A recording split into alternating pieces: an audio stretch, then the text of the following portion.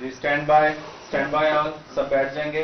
5 4 3 2 1 life. بسم اللہ الرحمن الرحیم. ایاک نعبد و ایاک نستعین. اللہ تیری عبادت کرتے ہیں اور اللہ تیرے سے مدد مانگتے ہیں. میں آج روات میں جو میرے پاکستانی آج جمع ہوئے ہیں، میں پہلے سے سب کو سلام کرتا ہوں. اور جو میری ٹیم ہے مارچ میں جو نکلی ہوئی ہے اور ہم کتنے دنوں سے یہ مارچ کر رہے ہیں، میں آپ سب کو بھی خراج تحسین پیش کرتا ہوں کہ یہ اس ملک کی تاریخ میں یہ ایک ایسی پولیٹیکل ایکٹیویٹی ہے جو کبھی ایسی نہیں ہوئی. کبھی پہلے کسی پارٹی نے اس طرح کی ایکٹیویٹی نہیں کی. اور یہ ہماری جو حقیقی آزادی کی تحریک ہے،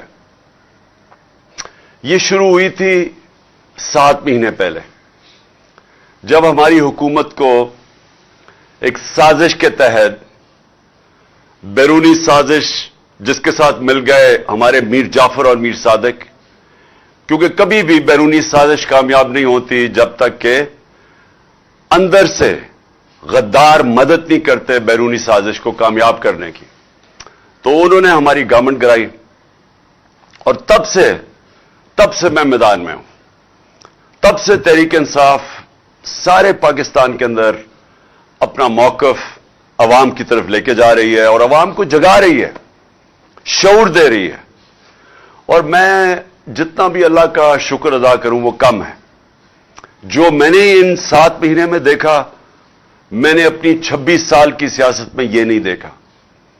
اور جو میں نے اپنے لوگوں کو بدلتے دیکھا، جو میں نے اپنے نوجوانوں کو خاص طور پہ، اور نوجوانوں وہ جو کہ بچے بھی تھے، 12 سال 10 سال کے بچے، میں نے ان سب کو اس میں شرکت کرتے دیکھا. میں جب نکلا لاہور سے تو سارا راستہ میں نے خواتین کو دیکھا، پردہ دار خواتین کو مارچ کے ساتھ ساتھ چل رہی ہیں، بچے لے کے اپنے. چھتوں کے اوپر میں نے راستے میں دیکھا، چھتوں کے اوپر خواتین کھڑی ہیں، دعائیں کر رہی ہیں. تو کبھی ایسے میں نے سین اپنی زندگی میں پاکستان میں نہیں دیکھے. تو میں اس لیے اللہ کا شکر ادا کرنا چاہتا ہوں کہ صرف ایک جاگی ہوئی قوم، ایک باشعور قوم اپنی آزادی کے لیے جدوجہد کرتی ہے.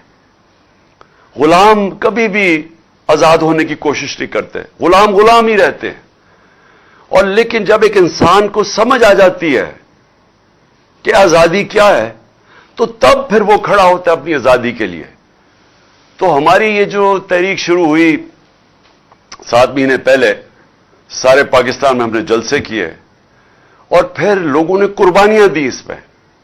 25 پہ یہ میں کبھی بھولوں گا نہیں، 25 میں جو ہمارے ساتھ ظلم کیا گیا، یہی جو فیشسٹ، جو جرائم پیشہ لوگ جو ہمارے اوپر مسلط کیے، جب ہمیں ہٹا کے تو جو لوگوں کا ہمارے اوپر مسلط کیا گیا، یہ پاکستان کو 30 سال سے مختلف قسم کی طور طریقوں سے یہ جرم کر رہے تھے. منی لانڈرنگ، ملک کا پیسہ لوٹ کے باہر لے جانا، لوگوں کو مروانا، ماڈل ٹاؤن کے اندر دن دہاڑے پرامن احتجاج کرنے والوں کو قتل کرنا، گولیاں مارنا پولیس کے ذریعے، پولیس مقابلے میں لوگوں کو مارنا. یہ شہباز شریف کے اوپر ایمنسٹی انٹرنیشنل یا ہیومن رائٹس واچ میں 97 سے 99 تک اس کے اوپر رپورٹ ہے کہ اس نے کئی 100 لوگ پولیس مقابلے میں مروائے. وہ جو عابد باکسر ہے، اس نے ٹی وی کے اوپر آ کے بتایا، وہ جو پولیس والا تھا کہتا میرے ذریعے اس نے لوگوں کو مروایا. رانا ثناء اللہ کے اوپر 18 قتل، عابد شیر علی کا باپ کہتا ہے اس نے قتل کیے. سارا فیصلہ آباد جانتا ہے اس کو. قبضہ گروپ ہر جرم میں یہ شریک ہے. انہوں نے مل کے 25 مئی کو ہمارے اوپر جو کیا، گھروں میں گئے، کارکنوں کے گھروں میں گئے، ان کی عورتوں کے سامنے یعنی آدمیوں کو پکڑ کے لے کے گئے، بچوں کو لے کے گئے، تھانوں میں رات کو لے کے گئے. کوئی ہر اس ملک کے جو حقوق انسانی حقوق کی خلاف ورزی کرتے ہوئے وارنٹ کے بغیر گھسے لوگوں کے گھروں میں. اور انہوں نے پھر جو عورتیں بچے یعنی ہماری جو تحریک انصاف کے جلسے ہیں کبھی پاکستان میں ایسے جلسے نہیں ہوئے. ہماری جو پروٹیسٹ ہے جو احتجاج ہے ان کے پر فیملیز آتی ہیں, عورتیں بچے آتے ہیں, اوپر سے لے کے نیچے تک, انگلش میڈیم سے اردو میڈیم سے دینی مدرس سارے لوگ شرکت کرتے ہیں. اور ان کے اوپر انہوں نے شیلنگ کی, ظلم کیا, 2 لوگ شہید ہوئے, کئی زخمی ہوئے, جیلوں میں لوگوں کو ڈالا, ایف آئی آر کی بارش ہو گئی, 23 ایف آئی آر میرے اوپر کاٹی, ساری سینئر لیڈرشپ کے اوپر. جب میرے دور میں 3 لانگ مارچز کی گئی 2 فضل الرحمان نے اور 1 بلاول نے, ہم نے تو کوئی نہیں روکا, ہم نے کوئی ایف آئی آر نہیں کاٹی, ہم نے تو ان کے سامنے کنٹینر بھی نہیں رکھے. تو ہمارے دور کے اندر پوری طرح جو آئین اور قانون ان کو اجازت دیتا تھا ہم نے وہ کسی جگہ ان کو روکا نہیں. ہمارے تو 25 مئی کو انہوں نے کیا, اس کے بعد ایک خوف کی فضا بن گئی. ایک ڈرٹی ہیری آ گیا اسلام آباد میں, اس نے اور زیادہ ظلم شروع کیا, تشدد کیا لوگوں پہ, کیسز بنائے, سوشل میڈیا کے لوگوں کو اٹھا کے جیلوں میں ڈالا, اور جیلوں میں بھی نہیں ڈالا, پکڑ اٹھاتے تھے, ان کو مارتے تھے اور پھر اگلے دن واپس گھر دے دیتے تھے دھمکیاں دے کے. جو خوف کی فضا بنائی گئی, جنرل مشرف کے مارشل لاء میں جیل میں گیا, وہاں میں نے ایسا نہیں ظلم دیکھا اس کے دور میں. جو انہوں نے جس طرح ہمارے اوپر جو اسٹیٹ کو پوری طرح اس کا جو ظلم ہمارے اوپر کیا, ہمیں ایسے لگا ہم پاکستانی نہیں ہیں. میں جس کو یہ قوم 50 سال سے جانتی ہے وہ پاکستانی 50 سال سے جانتی ہے قوم. ہر قسم کا پاکستان کا سول ایوارڈ مجھے ملا ہوا ہے. دنیا میں مجھے جانتے ہیں کہ پاکستان کو میں ریپرزینٹ کرتا تھا. مجھے انہوں نے اس طرح رکھا جیسے کہ میں کوئی بیرونی ملک کا غدار ہوں. جو میرے نوکروں کو انہوں نے ایجنسیز نے آ کے پیسے دے کے ان کو اپنی تنخواہ پہ رکھا, میرے اوپر کوئی ڈیوائس رکھنے کے لیے, آگے بھی ان کے پلان بنے ہوئے تھے نقصان پہنچانے کے لیے مجھے.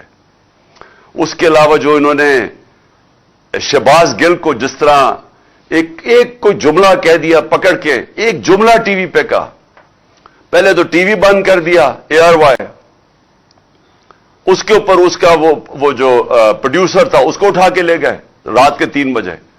شہباز گل کو ننگا کر کے اس کے اوپر تشدد کیا. ایک یونیورسٹی پروفیسر, کوئی عام آدمی نہیں, یعنی چلے کوئی دہشت گرد ہوتا, چلے میں مان بھی لوں, کوئی بیرون ملک غدار ہوتا, کوئی مجرم ہوتا, ایک یونیورسٹی پروفیسر کو انہوں نے ننگا کر کے مارا.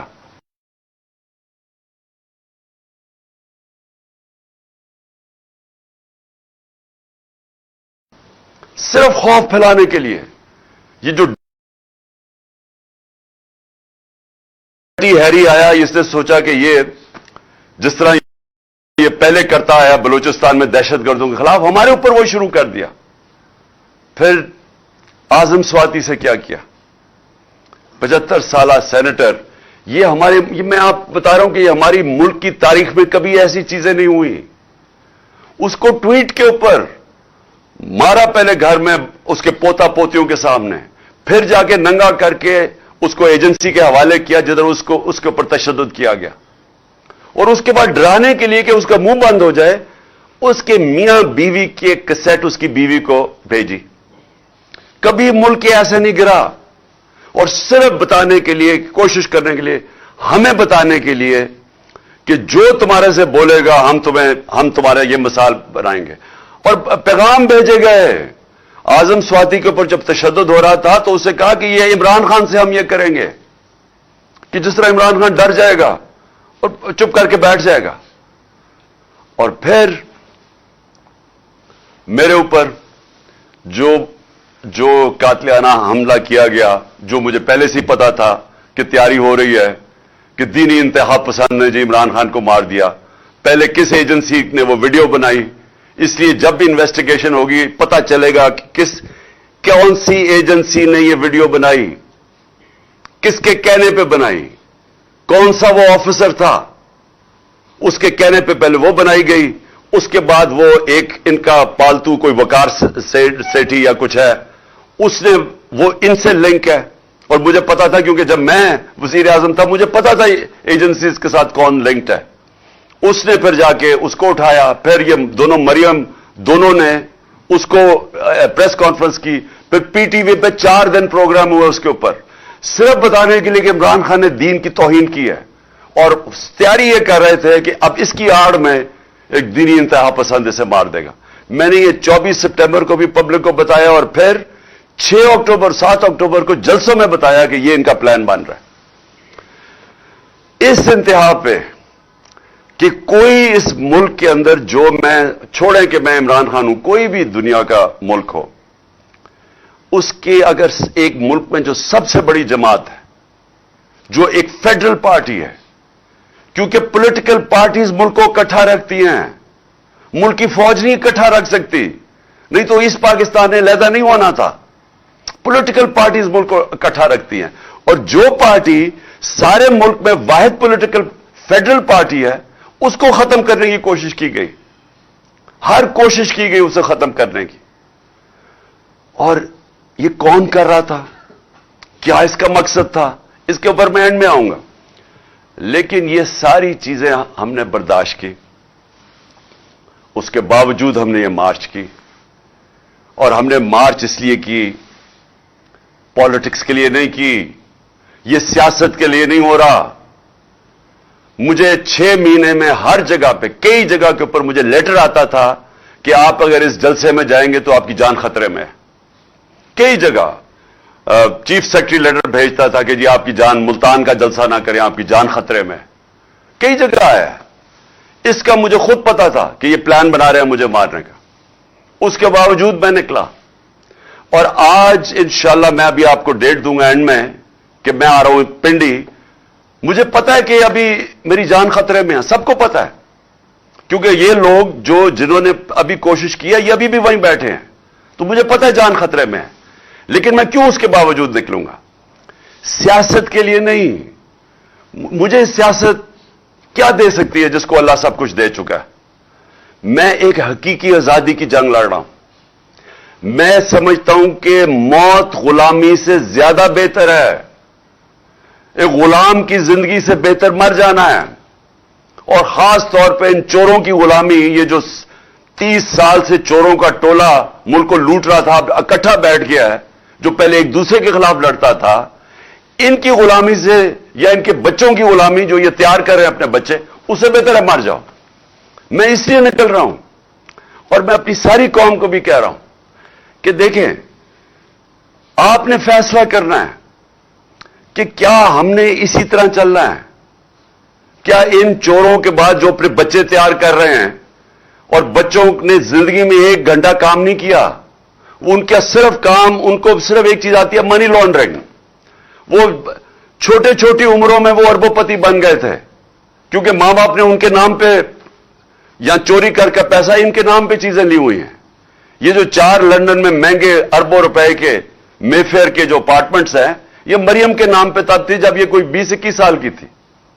और ये जो उसका बेटा है हसन शरीफ, 10 अरब रुपए का घर बेचा इसने लंदन के अंदर। किधर से पैसा आया?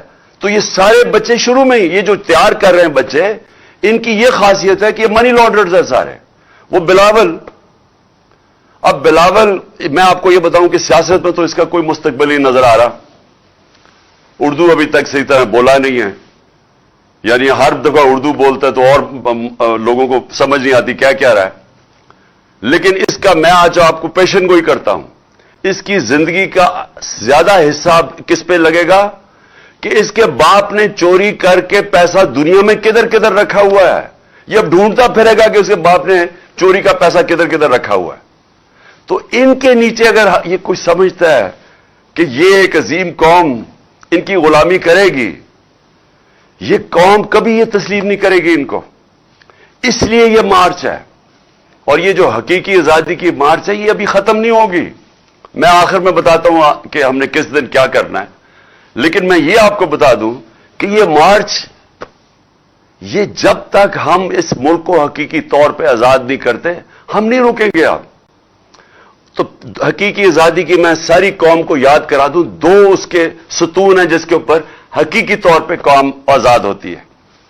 سب سے پہلا، قوم کے فیصلے قوم میں ہوں، کسی اور قوم کی غلامی نہ کرے. ہم کسی سپر پاور کی غلامی نہ کریں. لا الہ الا اللہ اس نعرے کے اوپر بنا تھا پاکستان. لا الہ الا اللہ ایک دعویٰ ہے کہ میں آزاد ہوں، میں صرف ایک اللہ کے سامنے جھکتا ہوں، باقی میں آزاد ہوں. ایک خودداری کا یہ دعویٰ ہے، ایک قومی غیرت کا دعویٰ ہے. یہ نہیں ہوتا کہ وہاں جا کے دنیا کے باہر چکر مارو اور ہاتھ پھیلا کے کہو کہ میں مانگنے تو نہیں آیا، میں مجبور ہوں. اس لیے تو یہ نہیں ملک بنا تھا. اس لیے تو قائد اعظم جب ان کو پتا بھی تھا کہ انہوں نے زندہ نہیں رہنا زیادہ دیر، پتہ نہیں چلنے دیا اپنی بیماری کا کہ کہیں پاکستان کوئی رکاوٹ نہ آ جائے پاکستان نہ بننے میں. یہ وہ قربانی تھی. ہم بڑے ہو رہے تھے زمان پاک میں، تو وہاں اتنے لاکھوں لوگ ہندوستان سے جو آئے تھے، شاید ہی کوئی تھا جن کے گھر میں قتل عام نہ ہوئی ہو.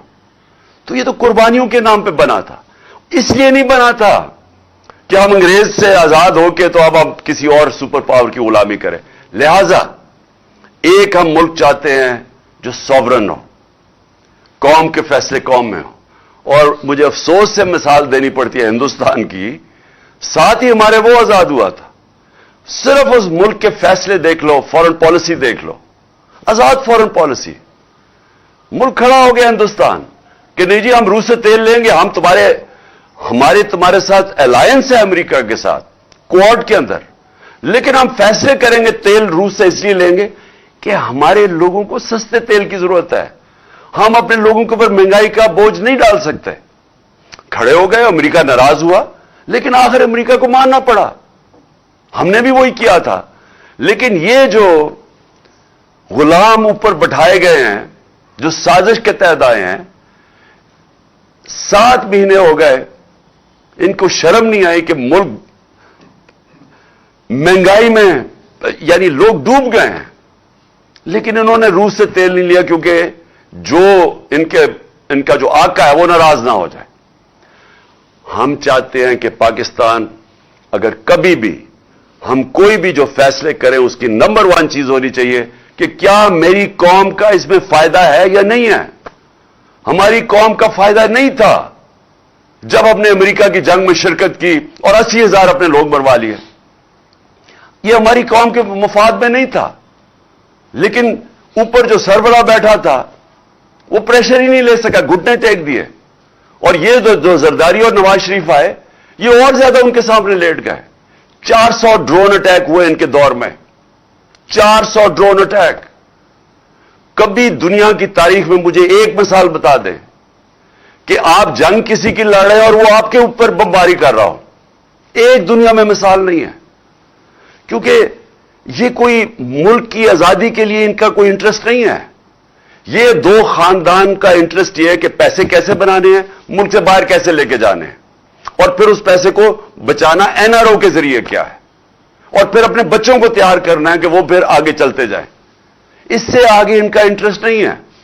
پاکستان نیچے جاتا ہے، پاکستان کا دیوالیہ نکلتا ہے، ان کو کیا فرق پڑتا ہے؟ ان کے پیسے ڈالرز میں باہر پڑے ہیں. اگر روپیہ گرے گا بھی تو ان کا تو ڈالر کی قیمت اوپر چلی جائے گی. تو ان کا مفاد تو یہ نہیں ہے کہ پاکستان ایک آزاد خوددار قوم بنے. ان کا تو یہ ہے کہ یہ اقتدار میں کیسے رہے اور پیسہ کیسے بنے اور بچائے کیسے.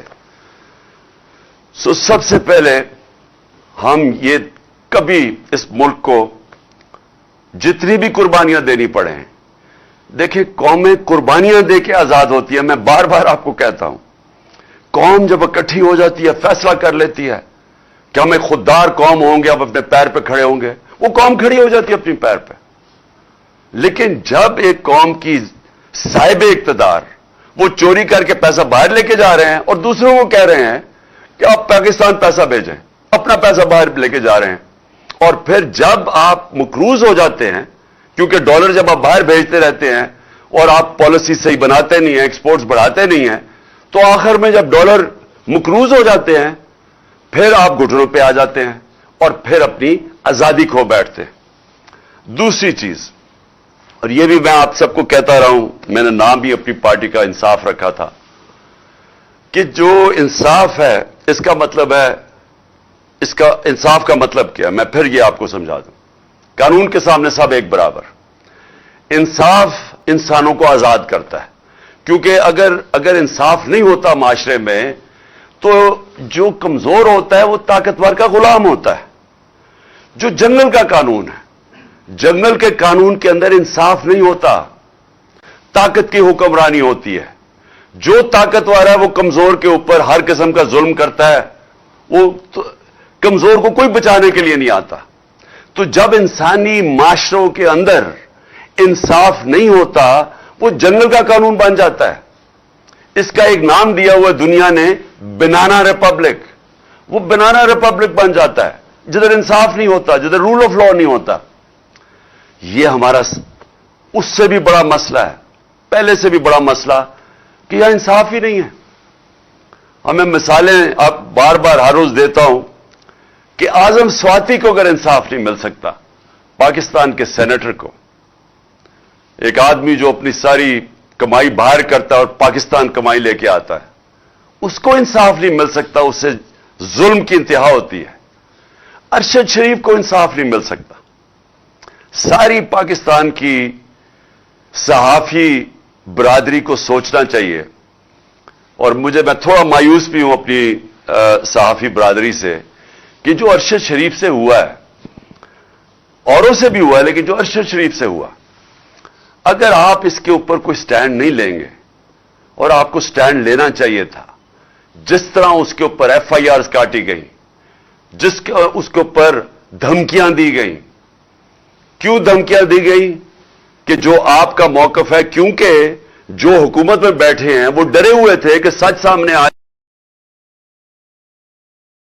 जाए, तो वो साजिश सामने लेके आ रहा था। अरशद शरीफ क्या कर रहा था? वो साजिश सामने लेके आ रहा था जो इस मुल्क से हुई है।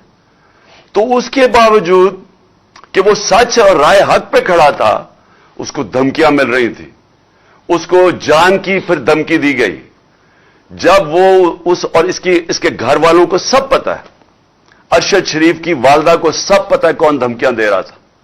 और आखिर में वो जब मुल्क से बाहर गया और फिर पाकिस्तान बुलाने की कोशिश की, वो कीनिया गया और जो उसको शहीद किया गया। ये अगर अरशद शरीफ नंबर 1 पाकिस्तान का इन्वेस्टिगेटिव जर्नलिस्ट, अगर उसको मार सकते हैं और कोई फिर पूछने वाला नहीं है, कोई इन्वेस्टिगेशन ही नजर आ रही कि होगी सही माने में, किसी को इत्मीनान नहीं है, क्योंकि सबको पता है कि ताकतवर दूसरी तरफ है, और सबको पता है इस मुल्क में कि जब ताकतवर के सामने एक कमजोर खड़ा होता है, इंसाफ नहीं मिलता।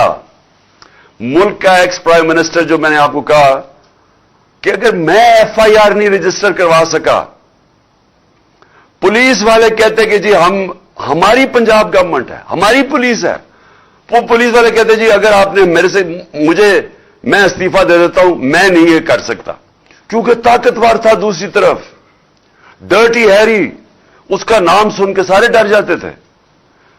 ये भी तैयार हो गए कि हां जी प्राइम मिनिस्टर के खिलाफ भी कर देंगे, और जो वो है दूसरा इंटीरियर मिनिस्टर उसके खिलाफ भी। लेकिन ये कोई खास है कि इसको हम नहीं कुछ कर सकते, ये कोई ऐसी ताकत वाली चीज है, ये कानून के ऊपर है, इसको लाइसेंस टू किल है, ये जो भी करेगा हम इस मुल्क का कानून इसको नहीं पकड़ सकते। तो ये बात मेरी नहीं है, अब ये अब सबकी है, सारी कौम की है, कि अगर ये ऐसे मुल्क चलाना है, ये मुल्क हम जो मर्जी कर लें, जितने मर्जी टैलेंटेड पाकिस्तान हो जाए, हम जितनी अच्छी पॉलिसीज लेके आ जाएं, ये मुल्क कभी कामयाब नहीं हो सकता। حضرت علی رضی اللہ تعالیٰ کا قول ہے، اور میں یہ بار بار اب سے نہیں 26 سال سے یہ بتا رہا ہوں کہ کفر کا نظام چل جائے گا، لیکن ظلم اور ناانصافی کا نظام نہیں چل سکتا۔ اور اگر آپ نے دیکھنا نہیں چلتے ہوئے تو ساری ڈیولپنگ ورلڈ غریب ملک دیکھ لیں، جن کو ڈیولپنگ ورلڈ کہتے ہیں وہ سارے غریب ملک ہیں۔ ایک ایک غریب ملک آپ جا کے دیکھ لیں، سب یہی حال ہے۔ ادھر بھی ایسے لوگ بیٹھے ہوئے ہیں، شریف اور زرداری خاندان چوری کرتے ہیں، پیسہ باہر بیچتے ہیں، ان کا انصاف کا نظام نہیں ان کو پکڑ سکتا۔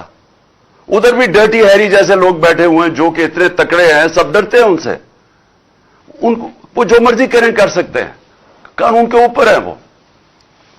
اور دوسری طرف سارے امیر ملکوں میں چلے جائیں، دنیا کے سارے پیسے والے ملکوں پہ چلے جائیں، جدھر خوشحالی ہے، جدھر ہمارے پاکستانی اتنی کوشش کرتے ہیں یہاں سے ویزا لے کے باہر جانے کے لیے، ہمارے نوجوان ترستے ہیں کہ ہم کسی طرح باہر چلے جائیں۔ کیوں کرتے ہیں؟ کیونکہ وہاں خوشحالی ہے۔ تو خوشحالی کی بنیاد کس پہ رکھی گئی ہے؟ انصاف کے اوپر۔ وہاں سب سے بڑی چیز انصاف ہے۔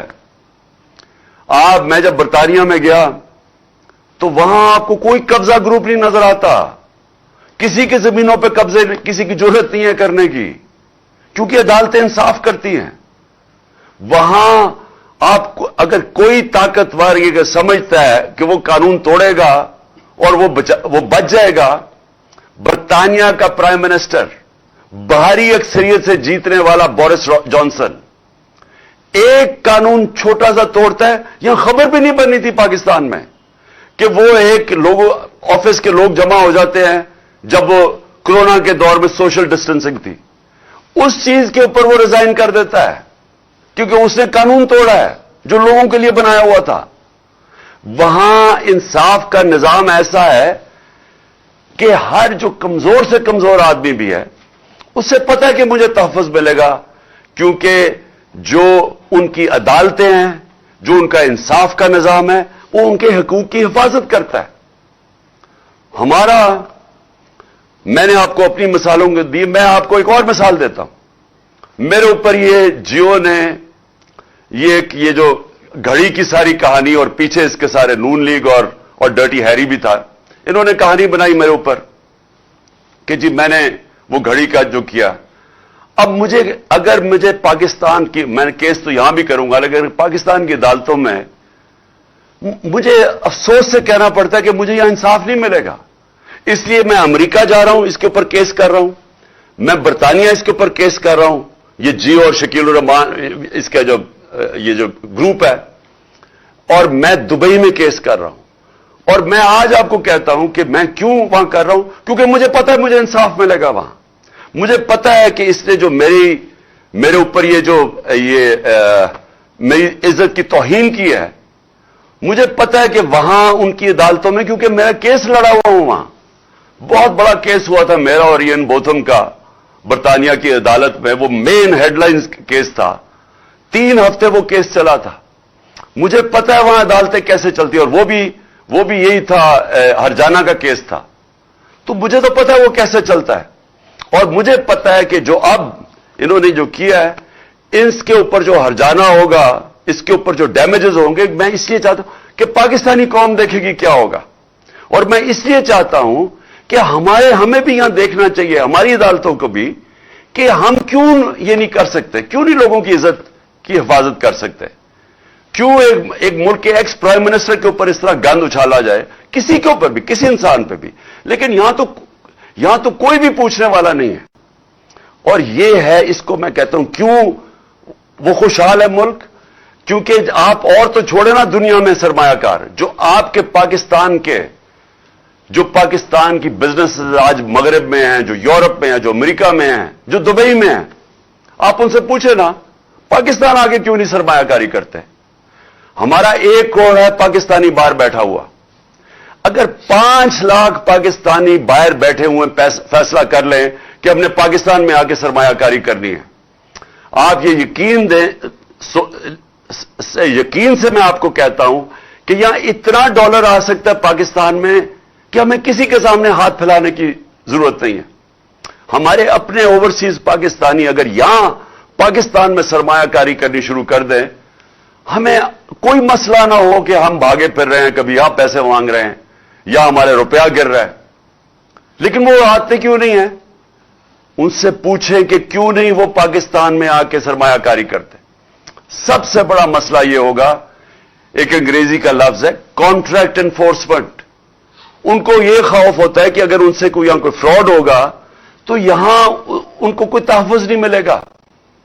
यहां अगर वो प्लॉट भी खरीदते हैं तो उनके ऊपर भी कब्जे हो जाते हैं। मैं जब बाहर जाता था पैसे इकट्ठे करने के लिए बैरून मुल्क पाकिस्तानियों से, शौकत खानम के लिए, नमल के लिए, तहरीक इंसाफ के लिए, तो मेरा जब उनसे मैं मिलता था, और अब से नहीं 30 सालों से बात कर रहा हूं, हमेशा वो ये कहते थे कि हमारे प्लॉटों के ऊपर कब्जे हो जाते हैं और वो केस फंस जाता है जाके अदालत में, और फिर वो आखिर में हमें वो कब्जा ग्रुप आगे कहता है अच्छा जी जो प्लॉट की कीमत थी 1000 रुपए, वो कहते हैं जी 100 रुपया लो और जान छोड़ो। ये इतने पाकिस्तानियों से हुआ है। तो जब प्लॉट ही नहीं वो खरीद सकते इस मुल्क में और उनको खौफ है कि उसके ऊपर भी कब्जा हो जाएगा, तो सरमायाकारी कौन करेगा? तो हमारे मुल्क का जो मुस्तकबिल है वो जिधर ये ले आए हैं पाकिस्तान को, जो हमें खड़ा कर दिया, दिवालिया निकाल दिया हमारा इन 7 महीने में, अब जो आगे हमने मुल्क को जब उठाना होगा तो उसके लिए हमें अपने मुल्क में कानून की बालादस्ती कायम करनी होगी।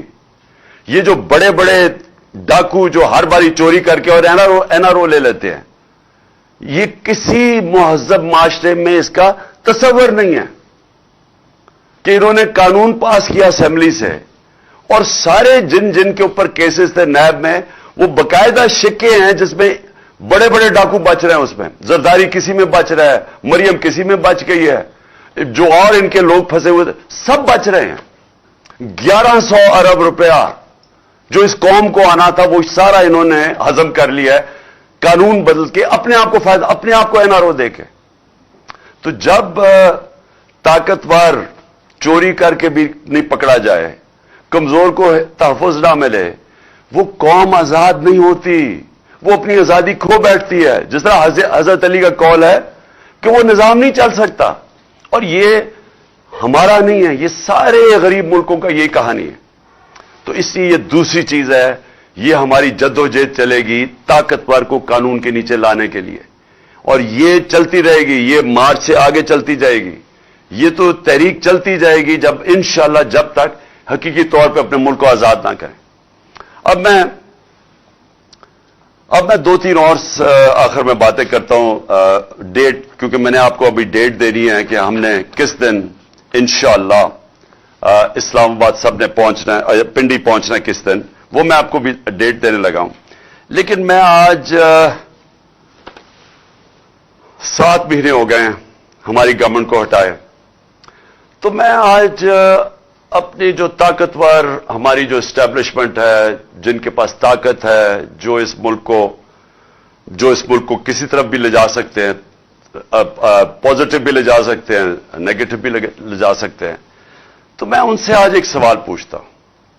मेरा ये सवाल है, और क्योंकि मुझे इसका कोई जवाब आया नहीं अभी तक, कि ये लोग जो 2 खानदान थे, जनरल मुशर्रफ ने इनको हटाया जब 99 में, तो 2-2 दफा ये करप्शन में 90 की दिहाई में निकल चुके थे, और केसेस करप्शन के इन्होंने एक दूसरे के ऊपर बनाए थे।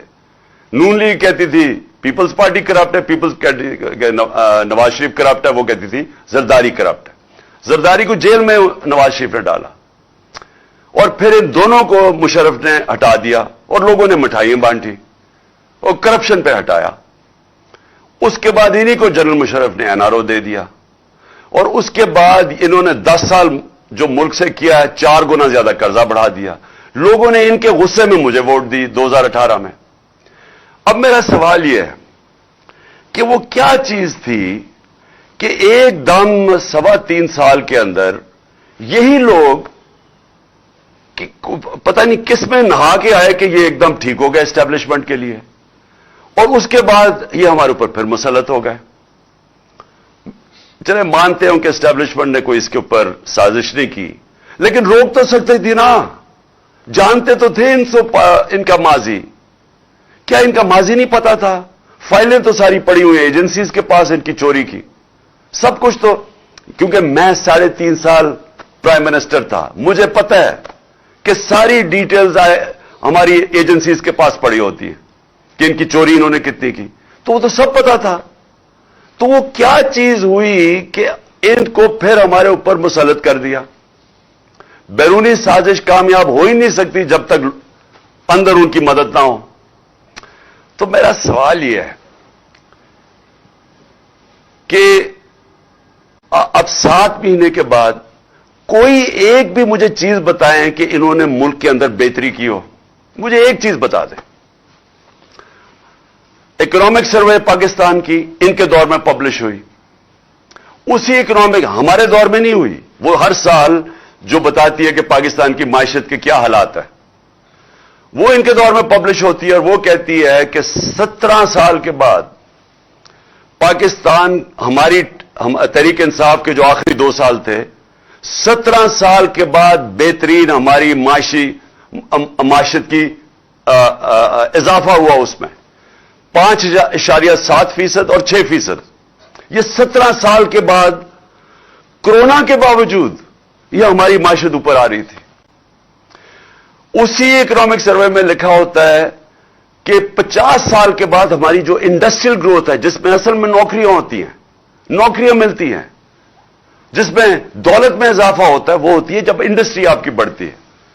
तो 26 से 27% हमारी लार्ज स्केल मैन्युफैक्चरिंग बढ़ी। फैसलाबाद के अंदर मजदूर नहीं मिल रहे थे टेक्सटाइल फैक्ट्रियों के। मुझे टेक्सटाइल वालों ने कहा कि जनाब हमें बाहर से मंगवाने पड़ रहे हैं या मजदूरों की शॉर्टेज हो गई है। तारीख में सबसे ज्यादा टेक्सटाइल इंडस्ट्री की ग्रोथ हुई, तारीख में सबसे ज्यादा एक्सपोर्ट्स बढ़ी, तारीख में सबसे ज्यादा बाहर बैरून मुल्क पाकिस्तानियों ने हमारे ऊपर एतमाद करते हुए सबसे ज्यादा रेमिटेंसेस पैसा भेजा। तारीख में सबसे ज्यादा पाकिस्तान की आमदनी, टैक्स कलेक्शन बढ़ी। और तारीख में 4 फसलें जो पाकिस्तान की थी, क्योंकि हमने किसानों की मदद की, क्योंकि हमने उनको सब्सिडाइज करके चीजें दी, उन्होंने अपनी 4.5% हमारी ग्रोथ रेट थी, यानी हमारी इजाफा हुआ ज़राअत में, जो 17 साल के बाद था। तो जब मुल्क आगे बढ़ रहा था और जब हर चीज पॉजिटिव हो गई, कोरोना के मुश्किल वक्त से हमने मुल्क को निकाल लिया, दुनिया ने माना कि ये पाकिस्तान की जो परफॉर्मेंस है कोरोना में, दुनिया ने, world economic forum, world health organisation, जो इकोनॉमिस्ट, उसने जो इकोनॉमिस्ट मैगजीन ने दुनिया की सर्वे की, उन्होंने कहा 3 मुल्कों में से पाकिस्तान लगातार 2 साल टॉप पे आया है दुनिया में। तो दुनिया ने माना कि हमने बेहतरीन गवर्नेंस दी मुश्किल वक्त में। क्राइसिस, जो सदी में एक दफा क्राइसिस आता है, जो कोरोना आया था, दुनिया कहती है कि हमने सबसे बेहतरीन उसको मुल्क को निकाला। तो वो कौन सी क़यामत आ गई थी कि हमें उस वक्त गिरा के तो इन चोरों को ऊपर बैठा दिया। अच्छा चला, मैं मानूं कि अगर आपने, शायद किसी को गलतफहमी हो कि शहबाज शरीफ इश्तिहारों के अलावा भी तरक्की कर सकता है, शायद वो समझते हो कि वाकई वो कुछ कर सकता है।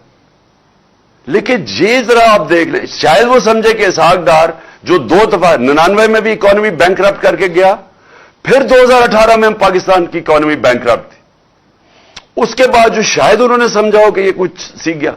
तो लेकिन आज मुझे 7 महीने बाद बताएं, मुझे एक चीज बताएं पाकिस्तान की जो पॉजिटिव किया इन्होंने। आज अगर पाकिस्तान की अपनी बिजनेसेस हैं, उनका गैलप का सर्वे है कि 88% बिजनेसमैन कहता है कि हम गलत तरफ जा रहे हैं, यानी उनका इत्मीनान चला गया इस हुकूमत पे। बैरून मुल्क जो कि रिस्क असेसमेंट होती है कि आप पाकिस्तान कर्जे वापस कर सकता है या नहीं, वो 85% आप कह रहे हैं कि पाकिस्तान कर्जे वापस नहीं कर सकता। तो ना बाहर के लोगों को इस पे इत्मीनान रह गया, ना अंदर किसी को इत्मीनान है इन पे, अपनी बिजनेस को भी नहीं है। और तो गवर्नेंस का यह हाल है कि 53% दहशतगर्दी बढ़ गई है 7 महीनों में। तो इनके पास तो टाइम ही नहीं है इन चीजों का सोचने का। ये तो अपने केसेस ही माफ करवा रहे थे। ये तो हमारी पार्टी को सिर्फ दीवार से लगाने की, ताकि किसी तरह ये مجھے ڈسکوالیفائی کر الیکشن جیت جائے. ان کا تو اور کوئی کام ہی نہیں. تو میں سوال یہ پوچھتا ہوں کہ ان کے تو پیسے باہر پڑے ہیں, ان کا تو سٹیک پاکستان میں نہیں ہے. یہ جو نواز شریف کا تو سارا ٹبر باہر چلا گیا. تو میں یہ پوچھتا ہوں کہ اپنی اسٹیبلشمنٹ سے کہ آپ نے آج مجھے یہ بتا دیں کہ مجھے پاکستان کا کیا فائدہ ہوا ہے. 7 مہینے میں یہ رجیم چینج سے اس ملک کو فائدہ کیا ہوا ہے. مجھے ایک چیز میں پوچھنا چاہتا ہوں, کیا کسانوں سے پوچھیں, جائے کسانوں سے پوچھیں کہ کیا حالات ہیں ان کے آج, انڈسٹری سے پوچھیں, آج نوجوانوں سے پوچھیں, آئی ٹی سیکٹر سے پوچھیں جو 75% ایکسپورٹس ہمارے دوران بڑھی تھی آئی ٹی کی, جو فیوچر ہے ملک کا.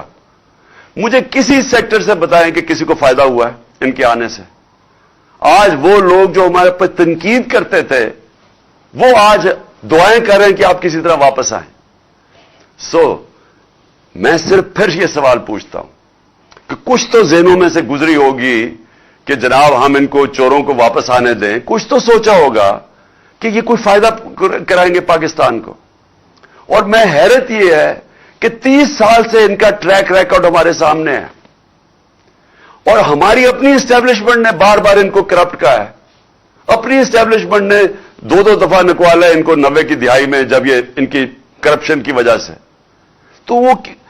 تو میں ابھی بھی میں حیران ہوں کہ کوئی بھی شاید مجھے اس کا پتہ چل جائے کہ کوئی وجہ ہو یا ان کو کوئی نظر آئی ہو چیز کہ جو ان میں کوئی صفت ہو وہ شاید مجھے نہ نظر آ رہی ہو. لیکن میں آخر میں آج اپنے سارے پاکستانیوں سے مخاطب ہوں.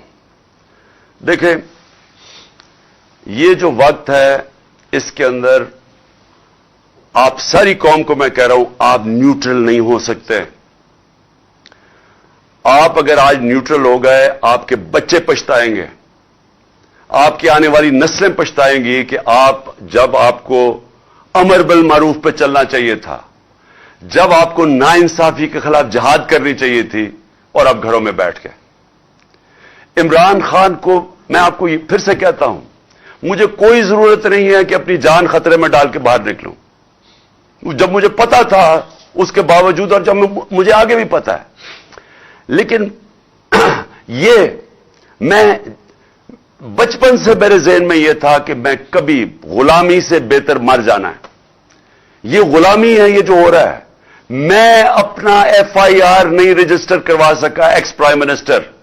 مجھے پتا کس نے یہ ساری سازش کی تھی, مجھے وہ تینوں کا پتا ہے انہوں نے مل کے کی تھی, لیکن میں نہیں کر سکا. تو سوچ لیں کہ آپ میں سے کہ آپ عوام میں آپ کے پاس کیا حقوق ہے. آپ کے پاس, آپ سے اگر طاقتور ظلم کرتا ہے آپ کیا کر سکتے ہیں. انسان اور بھیڑ بکریوں میں فرق ہے. انسانوں کے حقوق ہوتے ہیں.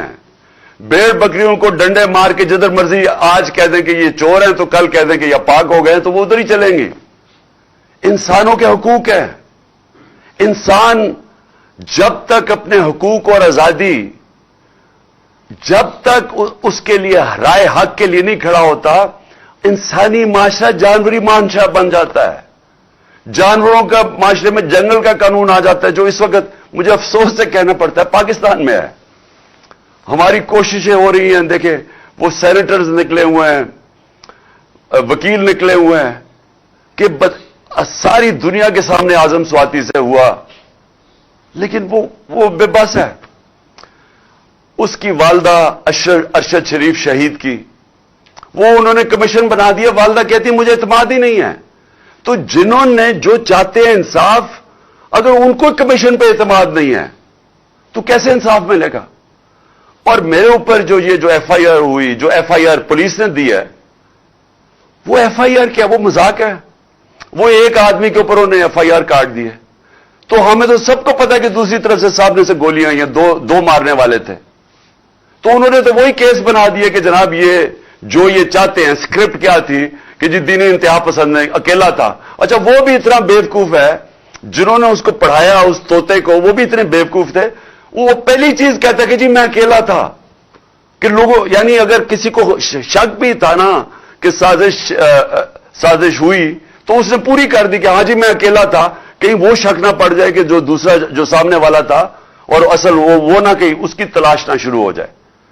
تو اگر ہمیں انصاف نہیں مل سکتا، میں پھر سے کہتا ہوں میری قوم، آپ کو یہاں انصاف نہیں ملنے لگا، یہ ملک آگے نہیں بڑھنے لگا.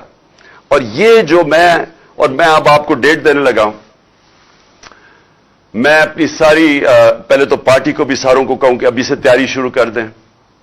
اگلے ہفتے 26 نومبر کو آپ نے سب نے اسلام آباد پہنچنا ہے. میں انشاءاللہ آپ کو وہاں ملوں گا اسلام آباد میں.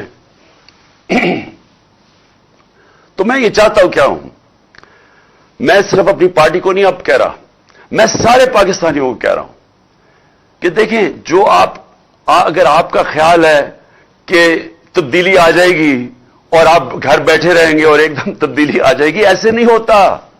اللہ کا فرمان ہے کہ میں کبھی، قرآن میں کہتا ہے، میں کبھی کسی قوم کی حالت نہیں بدلتا جب تک وہ قوم خود اپنی حالت بدلنے کی کوشش نہ کرے. اگر ہم سمجھتے ہیں کہ ہم بھیڑ بکریوں کی طرح رہیں اور ایک دم ہم آزاد ہو جائیں گے، ہم نہیں ہوں گے، وہ ویسے ہی رہیں گے. تو یہ وقت ہے، میں ساری قوم کو دعوت دے رہا ہوں کہ آپ نے آنا ہے پنڈی. آپ نے پنڈی آنا ہے 26 تاریخ کو، ہفتے کو. 1 اور 2 کے بیچ میں آپ نے پوری کوشش کرنی ہے پہنچنے کی. میں خود وہاں آپ سے انشاءاللہ خطاب کروں گا اور اگلا لائے عمل دوں گا. یہ تحریک رکنے نہیں لگی، میں آپ کو اگلا لائے عمل دوں گا.